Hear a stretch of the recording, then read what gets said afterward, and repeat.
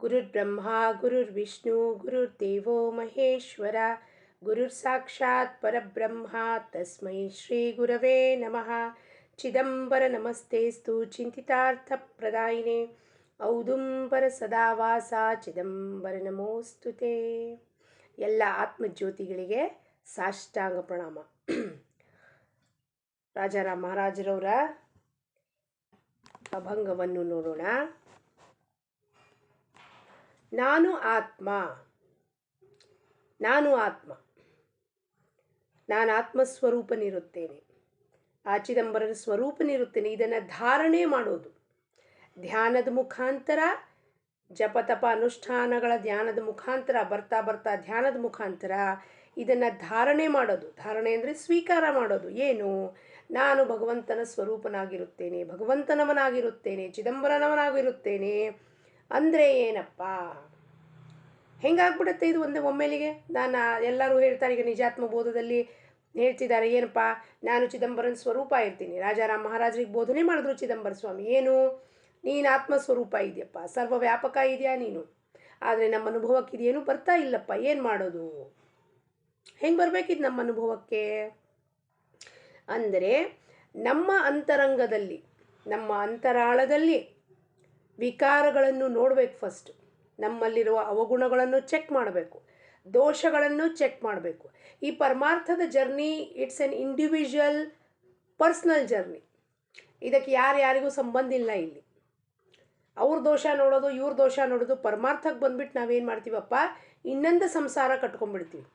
ನಾನು ಪ್ರಪಂಚದಲ್ಲಿ ದುಃಖ ಆಯಿತು, ನನಗೆ ಬೇಜಾರಾಯಿತು, ಹೆಂಡತಿ ಮಕ್ಕಳು ಗಂಡ ಆಪ್ತೇಷ್ಟರು ಇವ್ರು ಯಾರು ನನ್ನ ಸುಖದ ಸಂಗಾತಿ, ಎಲ್ಲರೂ ಕ್ಷಣಿಕ ಸಂಗಾತಿ ಅಂತ ಅರ್ಥ ಆಯಿತು. ಅದು ಅರ್ಥ ಆಗಿ ಗುರು ಹತ್ರ ಬಂದ ಮೇಲೆ ಇಲ್ಲಿ ಗುರು ಬೋಧನೆ ತಗೊಳ್ತಾ ಇದು ಇನ್ನೊಂದು ಪ್ರಪಂಚ ಸೃಷ್ಟಿ ಮಾಡ್ಕೊಂಡೆ. ಪಾರಮಾರ್ಥಿಕ ಜನದ ಪ್ರಪಂಚ ಸೃಷ್ಟಿ ಮಾಡಿಕೊಂಡೆ. ಅದು ಪ್ರಪಂಚದಕ್ಕಿಂತನೂ ಜಾಸ್ತಿ ಭಯಂಕರವಾಗೋಯ್ತು. ಯಾಕೆಂದರೆ ಸಾಧನೆ ಮಾಡ್ತಾ ಮಾಡ್ತಾ ಇಲ್ಲಿ ಸೂಕ್ಷ್ಮ ಅಹಂಕಾರ ಜಾಗೃತ ಆಗೋಯ್ತು. ನನಗೇನೋ ಸಿಕ್ತು, ಅವ್ರಿಗೆ ಸಿಗಲಿಲ್ಲ, ಅವ್ರಿಗೆ ಸಿಕ್ತು, ನನಗೆ ಸಿಗಲಿಲ್ಲ. ಅವಳಿಗೆ ಯಾಕೆ ಗುರುಗಳು ಕೇಳ್ತಾರೆ, ನನಗೆ ಯಾಕೆ ಕೇಳಲಿಲ್ಲ. ಇದೊಂದು ಇನ್ನೊಂದು ಪ್ರಪಂಚದ ಸೃಷ್ಟಿ. ಪರಮಾರ್ಥ ಅಂದರೆ ಎಲ್ಲವನ್ನೂ ಬಿಡೋದು, ಎಲ್ಲವನ್ನೂ ಬಿಡೋದು. ಪರಮಾರ್ಥಕ್ಕೆ ಬಂದಾಗ ಗುರು ಫಸ್ಟ್ ನಮಗೇನು ತೋರಿಸ್ತಾನಪ್ಪ ಅಂದರೆ ಕನ್ನಡಿ ತೋರಿಸ್ತಾನೆ. ನಿನ್ನೆಲ್ಲರ ವಿಕಾರವನ್ನು ಮೊದಲು ನೋಡ್ಕೋ, ಬೇರೆಯವ್ರನ್ನ ತಿದ್ದಲಿಕ್ಕೆ ಹೋಗಬೇಡ, ನಿನ್ನನ್ನು ನೀನು ತಿದ್ದಲಿಕ್ಕೆ ಬಂದಿದ್ಯಾ. ನಿನ್ನ ಇಂಡಿವಿಜುವಲ್ ಜರ್ನಿ ಇದು. ಇಲ್ಲಿ ಯಾರೂ ಸಂಗಾತಿ ಇಲ್ಲ. ಬರುವಾಗ ಬೆತ್ತಲೆ, ಹೋಗುವಾಗ ಬೆತ್ತಲೆ ಅಂದಮೇಲೆ ನನ್ನ ಜೊತೆ ಯಾರು ಬರ್ತಾರಪ್ಪ? ಅವರೇ ಯಾರೂ ಬರೋದಿಲ್ಲ. ಪ್ರಪಂಚದ ಜನ ಅಂದರೆ ಪರಮಾರ್ಥಿಕ ಜನ ನನ್ನ ಜೊತೆ ಹೆಂಗೆ ಬರ್ಲಿಕ್ಕೆ ಸಾಧ್ಯ? ಗುರುನೂ ಬರೋದಿಲ್ಲ ಜೊತೆಗೆ. ಜ್ಞಾನವನ್ನು ಕೊಡ್ತಾನೆ ಗುರು. ಗುರು ಹೇಳ್ತಾನೆ, ಈ ಹಾದಿದಲ್ಲಿ ನೀನು ಹೋಗು, ನಿನಗೆ ಪರಮಾತ್ಮ ಸಿಗ್ತಾನೆ. ಅವನು ಅವನ ಅವತಾರ ಕಾರ್ಯ ಮುಗಿಸಿ ಅವನು ದೇಹ ಬಿಟ್ಟು ಹೋಗ್ತಾನೆ. ವಿವೇಕಾನಂದರಿಗೆ ಹೇಳಿದ್ರು, ಸಮಾಧಿ ಸ್ಥಿತಿದಲ್ಲೆಲ್ಲ ಕೂಡಕ್ಕೆ ಬಂದಿರೋದು ನೀನು. ರಾಮಕೃಷ್ಣ ಪರಮಹಂಸರು ಹೇಳು, ನೀನು ಜಾಗೃತನಾಗು, ಇಡೀ ಜಗತ್ತನ್ನು ಉದ್ಧಾರ ಮಾಡಿ ಹೋಗು ಅಂದರು. ಆದರೆ ರಾಮಕೃಷ್ಣ ಪರಮಹಂಸರು ಜೊತೆಗಿದ್ದರೆ ಅವರಿಗೆ ಇವೆಲ್ಲ ಬೋಧನೆ ಮಾಡೋಕ್ಕೆ ಮುಂದೆ ಇಲ್ಲ. ಜ್ಞಾನ ಕೊಟ್ಟಿದ್ದೀನಿ, ಎಲ್ಲವನ್ನೂ ಕೊಟ್ಟಿದ್ದೀನಿ, ನಿನಗೆ ಹೋಗಿ ಹೇಳು, ನೀನು ಕೆಲಸ ಮಾಡು. ಸಮರ್ಥ ರಾಮದಾಸರು ಕಲ್ಯಾಣ ಸ್ವಾಮಿ ಹತ್ರ ಮನಾಚೆ ಶ್ಲೋಕ ಬರೆಸೋದ್ರು, 205 ಶ್ಲೋಕಗಳನ್ನು. ಶ್ಲೋಕ ಬರೆಸಿ ಏನು ಮಾಡಿದ್ರಪ್ಪ, ಇಡೀ ರಾತ್ರಿ ಬರೆಸಿ ಶ್ಲೋಕನ ಬೆಳಗ್ಗೆ ಎದ್ದು ಕೂಡಲೇ ಅವ್ರ ಸಂಚಾರಕ್ಕೆ ಹೊರಟೋದು. ಶಿಷ್ಯ ಏನು ಮಾಡ್ತಾನೆ ಅಂತ ಕೂತ್ಕೊಂಡು ಚೆಕ್ ಪಾಯಿಂಟ್ ಇಟ್ಕೊಂಡು ಕೂತಿರಲಿಲ್ಲ.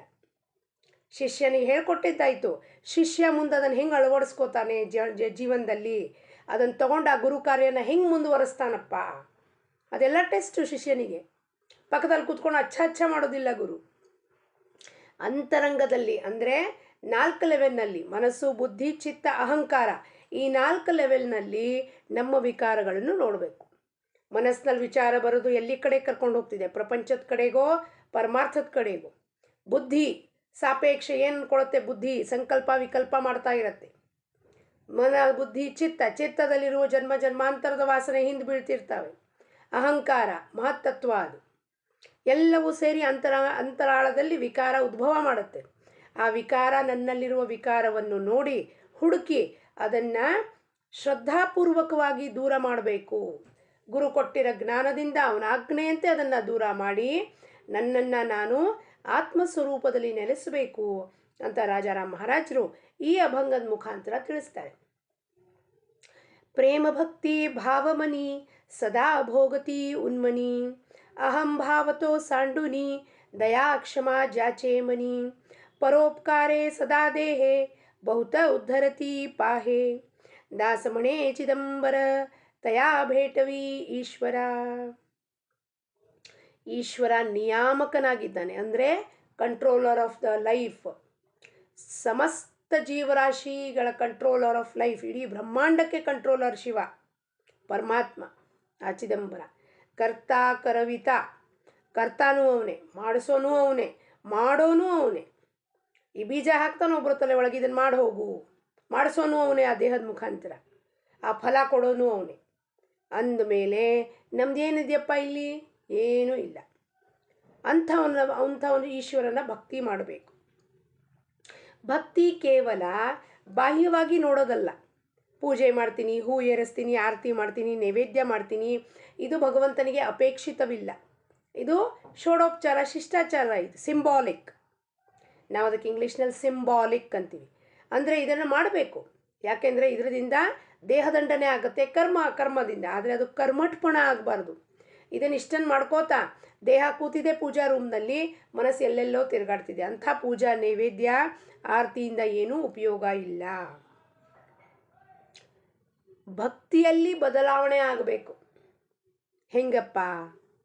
ಭಕ್ತಿ ಅಂದರೆ ಏನು? ಭಂಜನಂ ಇತಿ ಭಕ್ತಿ. ಭಂಜನಂ ಅಂದರೆ ಮುರಿಯೋದು, ಮುರಿದು ಹಾಕೋದು. ಏನನ್ನ? ಅವಿದ್ಯಾನ. ಭಕ್ತಿ ಅಂದರೆ ಏನಪ್ಪ? ನಮಗೆ ಪ್ರೇಮ ಭಗವಂತನ ಮೇಲೆ ಹೆಂಗೆ ಕೂತ್ಕೊಳ್ಳುತ್ತೆ? ಯಾವಾಗ ನಾವು ನಮ್ಮನ್ನು ನಾವು ಬಿಡುಗಡೆ ಮಾಡ್ಕೋತೀವಿ ಬಂಧನದಿಂದ, ಯಾವಾಗ ಎಲ್ಲ ಬಂಧನಗಳನ್ನು ಮುರಿದು ಹಾಕ್ತೀವಿ. ಏನನ್ನು? ಅಜ್ಞಾನದ ಬಂಧನಗಳನ್ನು, ಅವಿದ್ಯೆ ಬಂಧನಗಳನ್ನು. ದೇಹವೇ ನಾನು ಅಂತ ಅವಿದ್ಯಾ ಹೊಂದಿರುವ ಈ ಜೀವಾತ್ಮ, ಅಜ್ಞಾನ ತುಂಬಿದೆ. ನಾನು ದೇಹ ಇದ್ದೀನಿ, ನಾನು ಬುದ್ಧಿ ಇದ್ದೀನಿ, ನಾನು ಮನಸ್ಸಿದ್ದೀನಿ, ನಾನೇ ನಿರ್ಣಯ ತಗೋತೀನಿ, ನಾನೇ ಎಲ್ಲವನ್ನೂ ಮಾಡ್ತಿದ್ದೀನಿ. ನಾವು ಭಗವಂತನ ಕಟ್ಪುತ್ಲಿ ಅಂತ ಹೇಳ್ತೀವಿ, ನಾವು ಪಪ್ಪೆಟ್ಸ್ ಅಂತೀವಿ. ಪಪ್ಪೆಟ್ಟಿಗೇನ್ರಿ ಮತ್ತು ಅಧಿಕಾರ ಇದೆ? ಅಪಮಾನ ಆಯಿತು ಅಂದ್ರೆ ಪಪ್ಪೆಟ್ಟಿಗೆ ಯಾಕೆ ಬೇಜಾರಾಗಬೇಕ್ರಿ? ಆ ಪಪ್ಪೆಟ್ಟಿಗೆ ಅಪಮಾನ ಮಾಡಿಸ್ದವನು ಪರಮಾತ್ಮನೇ. ಆ ಚಿದಂಬರನೇ ಅಪಮಾನ ಮಾಡಿಸಿದ್ದು. ಆ ಚಿದಂಬರನೇ ಕೊರಳಲ್ಲಿ ಹಾರ ಹಾಕಿಸ್ತಾನೆ. ಎರಡೂ ಅವನೇ ಮಾಡಿಸ್ತಿರ್ತಾನೆ. ಇದನ್ನು ಯಾರು ತಿಳ್ಕೊತಾರೋ ಅವರ ಮಾನ್ಸಮ್ಮಾನಕ್ಕೂ ಏರಿ ಯಾವುದು ಚೆನ್ನಕ್ಕೆ ಝಾಡ್ಪೆ ನಹಿ ಬೇಡ ಜಾಯಿಗ. ಅಥವಾ ನಿಂದನೆ ಮಾಡ್ತು ಅಂದರೆ ಕೂಗ್ ಹೋಗೋದು, ಬಿದ್ದು ಹೋಗೋದಿಲ್ಲ. ಯಾರಿಗೆ ಮಾಡ್ತಿದ್ದಾರಪ್ಪ? ನಿಂದನೆ ವಂದನೆ ಎರಡೂ ಸಮಾನ ಆಗೋಗುತ್ತೆ ಅವ್ರಿಗೆ. ಸಮಚಿತ್ತದಲ್ಲಿ ಅವ್ರು ಬದುಕ್ತಾ ಇರ್ತಾರಂಥವ್ರು ಯಾರು? ಸಂತರು, ಸತ್ಪುರುಷರು, ಸಾಧುಗಳು.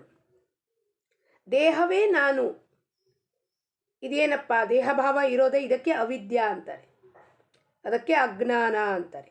ಈ ಅವಿದ್ಯಾ, ಈ ಅಜ್ಞಾನವನ್ನು ಕಳಚಿ ಹಾಕೋದಕ್ಕೆ ನಾನು ಆತ್ಮ ಎಂಬುವ ಇದನ್ನು ಭಾವನೆಯನ್ನು ಧಾರಣೆ ಮಾಡೋದು, ಅದಕ್ಕೆ ಭಕ್ತಿ ಎನ್ನುತ್ತಾರೆ, ಅದಕ್ಕೆ ಪ್ರೇಮ ಅಂತಾರೆ. ನಾನು ಆತ್ಮ ಇದ್ದೀನಿ, ಆತ್ಮಸ್ವರೂಪನಾಗಿದ್ದೀನಿ ಅಂದಮೇಲೆ ಏನಿದೆ ಅಲ್ಲಿ? ಹಂಗಂದ್ರೆ ಏನಪ್ಪ ಇಲ್ಲಿಗ? ನಾನು ಆತ್ಮ ಇದ್ದೀನಿ ಅಂದರೆ ಏನು? ನಾನು ಅಲಿಪ್ತನಾಗಿರುತ್ತೇನೆ, ಯಾವ ಮಾತಿಗೂ ಪ್ರತಿಕ್ರಿಯೆ ಕೊಡೋದಿಲ್ಲ. ಅದು ಆತ್ಮನ ಸ್ವಭಾವ. ಅದು ಆತ್ಮ ಏನೂ ಮಾಡೋದಿಲ್ಲ, ಅದು ಸುಮ್ಮನೆ ಕೂತಿರುತ್ತೆ ಒಳಗೆ. ವ್ಯವಹಾರ ಜಗತ್ತಿನಲ್ಲಿ ಎಷ್ಟು ಮಾತಾಡಬೇಕೋ ಅಷ್ಟೇ ಮಾತಾಡಬೇಕು. ಆದರೆ ಒಂದು ಸಿಚುವೇಶನ್ನು, ಒಂದು ವ್ಯಕ್ತಿಯೊಡನೆ ಮಾತಾಡುವಾಗ ನನ್ನ ಮಾತು ನಿರ್ಧಾರವಾಗಿ ನಾನು ನಿಮ್ಮ ಮೇಲೆ ಇಂಪೋಸ್ ಮಾಡೋದಲ್ಲ, ಅಥವಾ ನೀವು ಹೇಳಿದ ಮಾತನ್ನು ರಿಜೆಕ್ಟ್ ಮಾಡೋದಲ್ಲ. ಅದು ಅಲಿಪ್ತತನ. ನೀವು ಹೇಳಿದ್ದಕ್ಕೆ ಯಾವ ಥರವಾದ ಪ್ರತಿಕ್ರಿಯೆ ಕೊಡಬಾರ್ದು.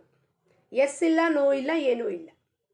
ಆ ಘಟನೆ ಹೆಂಗೆ ಆಗಬೇಕಾಗಿರುತ್ತೋ ಅದು ಪರಮಾತ್ಮನ ಇಚ್ಛೆಯಂತೆ ಆ ಘಟನೆ ಆಗತ್ತೆ. ಏನಂತಾರಪ್ಪ ರಾಜಾರಾಮ್ ಮಹಾರಾಜರ ಮುಂದೆ? ಅಹಂಭಾವತೋ ಸಾಂಡುನಿ ದಯಾಕ್ಷಮಾ ಜಾಚೆ ಮನಿ. ದೇಹದ ಅಹಂಕಾರವನ್ನು ಹಾಕೋದು, ಬಿಚ್ಚಾಕೋದು. ಅದ್ರ ಪೂರ್ವ ತಯಾರಿ ಹೆಂಗಾಗತ್ತೆ? ನಾ ದೇಹ ಅಲ್ಲ ಅಂತ ಕುತ್ಕೊಂಡ್ಬಿಟ್ರೆ ಆಗೋಗತ್ತಾ? ವಿದೇಹ ಸ್ಥಿತಿ ಅಂದರೆ ಆಗೋಗತ್ತಾ? ಅಂತರಂಗದಲ್ಲಿ ನಮ್ಮ ವಿಕಾರವನ್ನು ಶೋಧನೆ ಮಾಡೋದು.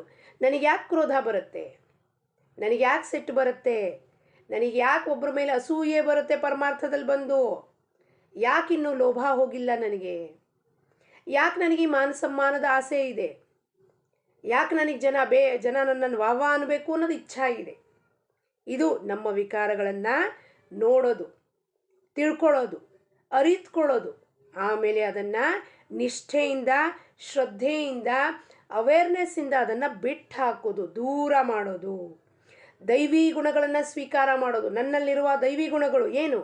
ದಯಾ, ಕ್ಷಮ, ಶಾಂತಿ, ಭಗವತ್ ಪ್ರೇಮ, ಸರ್ವಭೂತಗಳಲ್ಲಿ ಭಗವತ್ ಪ್ರೇಮ, ಚರಾಚರ ವಸ್ತುದಲ್ಲಿ ಭಗವಂತನ ಕಾಣೋದು, ಎಲ್ಲರೊಡನೆ ಪ್ರೀತಿಯಿಂದ ಇರೋದು. ಯಾರು? ಒಬ್ಬ ಕಸ ಹೊಡೆಯೋನಿಂದ ಹಿಡಿದು, ಭಿಕ್ಷುಕನಿಂದ ಹಿಡಿದು, ರಾಜನ ತನಕ ಎಲ್ಲರೂ ನಿಮಗೆ ಸಮಾನವಾಗಿರಬೇಕು. ಭಿಕ್ಷುಕನಿಗೆ ಕಡೆಗಣಿಸೋದು, ಯಾರು ನಮಗೆ ಬಹಳಷ್ಟು ಮಾನ ಸಮ್ಮಾನವನ್ನು ಕೊಡ್ತಾನೋ ಅವ್ರ ಕಾಲಿಗೆ ಹೋಗಿ ಬೀಳೋದು, ಅದಲ್ಲ. ಎಲ್ಲರಲ್ಲೂ ಒಂದೇ ಭಾವನೆ, ಸಮತ್ವ ಭಾವ.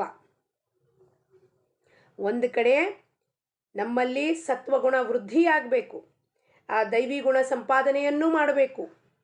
ವಿಚಾರದಿಂದ ನಾನು ದೇಹ ಅಲ್ಲ, ಸೂಕ್ಷ್ಮ ದೇಹದಿಂದ ನಾನು ಸ್ಥೂಲ ದೇಹದಿಂದ ನಾನು ದೇಹ ಅಲ್ಲ, ಸೂಕ್ಷ್ಮ ದೇಹದಿಂದ ಮನಬುದ್ಧಿ ಅಹಂಕಾರನೂ ನಾನಲ್ಲ. ಮನಸ್ಸಿನ ಆ ಮನತ್ವ ಏನಿದೆಯೋ, ಇದು ಬೇಕು ಅದು ಬೇಡ, ಅದೆಲ್ಲವನ್ನು ತ್ಯಜಿಸೋದು. ಕೇವಲ ಈಶ್ವರನ ಬಗ್ಗೆ ಪ್ರೇಮ, ಭಕ್ತಿ ಉಂಟಾಗೋದು. ಅದು ಊರ್ಧ್ವಗತಿಗೆ ನಮಗೆ ಕರ್ಕೊಂಡು ಹೋಗುತ್ತೆ. ಯಾವುದೇ ಒಂದು ಕೆಲಸ ಮಾಡುವಾಗ ಇದು ನನ್ನ ಕೆಲಸ ನಾನು ಮಾಡ್ತಾನೇ ಇಲ್ಲ, ಚಿದಂಬರ ನನ್ನ ಮುಖಾಂತರ ಮಾಡಿಸ್ತಿದ್ದಾನೆ, ಮಾರ್ಫತ್ ಅಂತೀವಿ ನಾವು ಅದಕ್ಕೆ. ಚಿದಂಬರ ಈ ದೇಹದ ಮುಖಾಂತರ ಮಾಡಿಸ್ತಿದ್ದಾನೆ, ಈ ದೇಹನ ಬಳಸ್ಕೊಂಡು ಮಾಡಿಸ್ತಿದ್ದಾನೆ. ಹಂಗಂದ್ಮೇಲೆ ನಾಹಂ ಕರ್ತ ನಾಹಂ ಭೋಕ್ತ. ಅಲ್ಲಿ ಏನಾಗುತ್ತೋ ಫಲ ಚಿದಂಬರ ಇಟ್ಟಿರ್ತಾನದ ಫಲ. ಒಳ್ಳೇದಿರಬಹುದು, ಕೆಟ್ಟದಿರಬಹುದು. ನಾನು ಒಳ್ಳೆ ಕೆಲಸ ಮಾಡಿದ್ದೀನಿ ಅಂದ ಕೂಡಲೇ ಚಿದಂಬರ ನನಗೆ ಒಳ್ಳೆಯೇ ಫಲ ಕೊಡ್ತಾನೆ ಅನ್ನೋದು ಅಪೇಕ್ಷೆ ಮಾಡೋದು ಕೂಡ ಅಹಂಭಾವಕ್ಕೆ ಸೇರುತ್ತದೆ. ಮನಸ್ಸಿನ ಮನತ್ವ ಹೋದರೆ, ಮನಸ್ಸಿನ ವ್ಯಾಪಾರ ನಿಂತು ಹೋದರೆ ಅದು ಆತ್ಮಸ್ವರೂಪನಲ್ಲಿ ಲೀನ ಆಗುತ್ತೆ. ಅದಕ್ಕೆ ನಾವು ಉನ್ಮನಿ ಅವಸ್ಥಾ ಅಂತೀವಿ. ಉನ್ಮನಿ ಅವಸ್ಥಾ. ಮನಕರೋ ಉನ್ಮನ ಚಿದಂಬರ ಸ್ಥಿರ ಕರೋ ಮೇರೆ ಮನ ಭಂಗದಲ್ಲಿ ಹೇಳಿದ್ರು ಮಹಾರಾಜರು. ಏನಪ್ಪ? ಮನಕರೋ ಉನ್ಮನ ಅಂದರೆ ಏನಪ್ಪ? ಅಲ್ಲಿ ಮನಸ್ಸಿನ ವ್ಯಾಪಾರವೇ ಇರೋದಿಲ್ಲ. ಸರ್ವಸತ್ತಾಧೀಶ್ ಚಿದಂಬರನ ಇಚ್ಛಾ ಮಾತ್ರದಿಂದ ಆಗ್ತಿದೆ. ಯಾರೋ ಬಂದು ನಮ್ಮ ಮುಖದ ಮೇಲೆ ಉಗುಳೋಗ್ತಾರೆ, ನೀ ಎಂಥ ಕೆಲಸ ಮಾಡಿದಿ ಇವತ್ತು ಅಂತ. ಅದು ಚಿದಂಬರನ ಇಚ್ಛೆ. ನಾನಾ ಭಾಮ ಆಖ್ಯಾನದಲ್ಲಿ ನೋಡಿದ್ದೀವಿ ನಾವು. ನಾನಾ ನಗ್ತಾ ಕೂತಿರ್ತಾನೆ, ಯಾರೋ ಬಂದು ಕೊಳ್ಳಲ್ಲಿ ಹಾರ ಹಾಕ್ತಾರೆ, ಅಯ್ಯೋ ಅದು ಚಿದಂಬರನ ಇಚ್ಛೆ. ಯಾರೋ ಚಿದಂಬರನ ಇಚ್ಛೆ ಅಂತ ಅವ್ನು ಕೊಳ್ಳಲ್ಲಿ ಹಾರ ಹಾಕಿ ಹೋಗ್ಯ ನೀವು, ಅದಷ್ಟೇ. ಅದರಲ್ಲಿ ಯಾವ ಥರವಾದ ಪ್ರತಿಕ್ರಿಯೆ ಇಲ್ಲ, ಯಾವ ಥರವಾದ ಗೋಯಿಂಗ್ ಔಟ್ಸೈಡ್ ಇಲ್ಲ, ಪ್ರವೃತ್ತಿ ಮಾರ್ಗ ಇಲ್ಲ. ಅದಕ್ಕೆ ಉನ್ಮನಿ ಅವಸ್ಥಾ ಅಂತಾರೆ. ಎಂಥ ಅವಸ್ಥೆ? ಸುಮ್ಮನೆ ಕೂತಿರುತ್ತದು ಒಳಗಿಂದ. ಯಾರು ಏನು ಮಾಡಿಕೊಂಡ್ರೂ ಸಹನೂ ನಿಶ್ಚಲ, ಛಲ ಇಲ್ಲ ಅಲ್ಲಿ. No movement, no mind state ಅಂತೀವಿ ನಾವು. ನ ಅನ್ನಕ್ಕೆ ಮನಸ್ಸಿನ ವ್ಯಾಪಾರ ಎಲ್ಲಿ ನಡೆಯೋದಿಲ್ವೋ ಅದಕ್ಕೆ ನ ಅಥವಾ ನೋ ಮೈಂಡ್ ಸ್ಟೇಟ್ ಅಂತೀವಿ ನಾವು. ಅಂದರೆ ಮನಸ್ಸು ಕೆಲಸ ಕೇವಲ ವ್ಯವಹಾರದ ಪೂರ್ತಿ ಜಗತ್ತಿನಲ್ಲದು ಮಾಡ್ತಿರುತ್ತೆ. ಇಂಥ ಭಕ್ತನ ಪರೋಪಕಾರೇ ಸದಾ ದೇಹೇ ಬಹುತು ಉದ್ಧರತಿ ಪಾಹೆ. ಇಂಥ ಭಕ್ತನ ದೇಹ ಎದಕ್ಕೂ ಬಳಸ್ಕೊತಾನೆ ಪರಮಾತ್ಮ? ತನ್ನ ಕೆಲಸಕ್ಕೆ, ಜಗತ್ತಿನ ಕಲ್ಯಾಣಕ್ಕೋಸ್ಕರ ಆ ಚಿದಂಬರ ಏನು ಮಾಡ್ತಾನಪ್ಪ? ಅಂಥ ಭಕ್ತನನ್ನು, ಅವನ ದೇಹನ ಬಳಸ್ಕೋತಾನೆ ಭಗವಂತ. ಪರೋಪಕಾರಕ್ಕೋಸ್ಕರ ಚಂದನದಂತೆ ತೇಯಿಸ್ತಾನೆ ಅದನ್ನು. ರಾಜಾರಾಮ್ ಮಹಾರಾಜರು, ವಿಠಾಬಾಯಿ, ಹರಿ ಇವ್ರದೆಲ್ಲ ನಾವು ಕಥೆಗಳು ಕೇಳಿದ್ದೀವಿ. ಹೆಂಗೆ ಅವರ ದೇಹನ ಜಗತ್ತಿನ ಕಲ್ಯಾಣಕ್ಕೋಸ್ಕರ ಸಮರ್ಪಣೆ ಮಾಡಿಬಿಟ್ಟಿರ್ತಾರೆ ಭಗವಂತನಿಗೆ. ಅನೇಕ ಜನಕ್ಕೆ ಉದ್ಧಾರ ಮಾಡ್ತಾರೆ. ಎಷ್ಟು ಜನಕ್ಕೆ ಉದ್ಧಾರ ಮಾಡ್ತಾರೆ ಅದು ಅವರಿಗೆ ಗೊತ್ತಿಲ್ಲ. ಬೋಧ ಮಾಡ್ತಾರೆ, ಈಶ್ವರನ ಹತ್ರ ಕರ್ಕೊಂಡು ಹೋಗ್ತಾರೆ, ಪರಮಾತ್ಮನ ದರ್ಶನ ಮಾಡ್ತಾರೆ. ಇಂಥ ಸಂತರು, ಸದ್ಗುರುಗಳ ಭೇಟಿಗಳನ್ನು ನನಗೆ ಮಾಡಿಸಪ್ಪ ಚಿದಂಬರ ಅಂತ ಬಹಳ ಕಳಕಳಿಯಿಂದ ಪ್ರಾರ್ಥನೆ ಮಾಡ್ತಾರೆ ರಾಜಾರಾಮ್ ಮಹಾರಾಜರು. ಅಂಥವ್ರನ್ನ ಭೇಟಿ ಮಾಡಿಸೋ, ರಾಜಾರಾಮ್ ಹೇಳ್ತಾರೆ, ಅಂಥವ್ರನ್ನ ಭೇಟಿ ಮಾಡಿಸೋ ಚಿದಂಬರ. ಯಾಕೆಂದರೆ ಅವರಿಂದ ನನ್ನ ಉದ್ಧಾರ ಆಗತ್ತೆ, ನನಗೆ ಮೋಕ್ಷ ಪ್ರಾಪ್ತಿ ಆಗತ್ತೆ. ಈ ದೇಹ ಒಂದು ಕಾರ್ಯಕ್ಕೆ ಬಳಸ್ಕೊಂಡಂಗೆ, ಜಗತ್ತಿನ ಒಂದು ಒಳ್ಳೆ ಕೆಲಸಕ್ಕೋಸ್ಕರ ಈ ದೇಹವನ್ನು ಬಳಕೆ ಮಾಡಬೇಕೇ ವಿನಃ ಸ್ವಂತ ಸ್ವಾರ್ಥಕ್ಕಲ್ಲ. ಕೂಪಮಂಡೂಕರಾಗಿ ನಾವು 4 ಜನದ ಬಗ್ಗೆ ವಿಚಾರ ಮಾಡ್ತೀವಿ. ನಾನು, ನನ್ನ ಮಕ್ಕಳು, ನನ್ನ ಹೆಂಡತಿ, ನನ್ನ ಗಂಡ, ಮುಗೀತು. ಅಲ್ಲ, ಜಗತ್ತಿನ ಸಲುವಾಗಿ ವಿಚಾರ ಮಾಡಲಿಕ್ಕೆ ಸಂತರು ಹುಟ್ಟು ಬರಬೇಕಾಗತ್ತೆ, ಸಿದ್ಧರು ಹುಟ್ಟು ಬರಬೇಕಾಗತ್ತೆ. ನಾವೆಲ್ಲರೂ ಸಂತರೇ ಇದ್ದೀವಿ. ಆದರೆ ಮರ್ತು ಹೋಗಿರೋದಕ್ಕೆ ನಮ್ಮ ಅಸ್ತಿತ್ವ, ಇರುವಿಕೆ ಏನಪ್ಪ ಗೊತ್ತಿಲ್ಲ. ಅದರಲ್ಲಿ ಪುನಃ ಹೋಗಿ ನೆಲೆಸಬೇಕು ಅಂದರೆ ನಾವು ಆ ಸದ್ಗುರುಗಳಿಗೆ ಶರಣು ಹೋಗಬೇಕು. ಅವ್ರ ಈ ಬೋಧನೆ ಮುಖಾಂತರ, ಸಂತರಿಗೆ ಶರಣು ಹೋದರೆ ಅವರ ಬೋಧನೆ ಮುಖಾಂತರ ನಮ್ಮ ಜೀವನ ಬದಲಾಗುವ ಎಲ್ಲ ಸಾಧ್ಯತೆಯೂ ಇದೇ ಜನ್ಮದಲ್ಲಿ ನಾವು ಪ್ರಾಪ್ತಿ ಮಾಡ್ಕೋಬಹುದು ಅಂತ ಹೇಳುತ್ತಾ ಸದ್ಗುರು ಚರಣಾರವಿಂದಾರ್ಪಣಮಸ್ತು. ಲೋಕಾ ಸಮಸ್ತ ಸುಖಿನೋ ಭವಂತು. ಜೈ ಚಿದಂಬರ.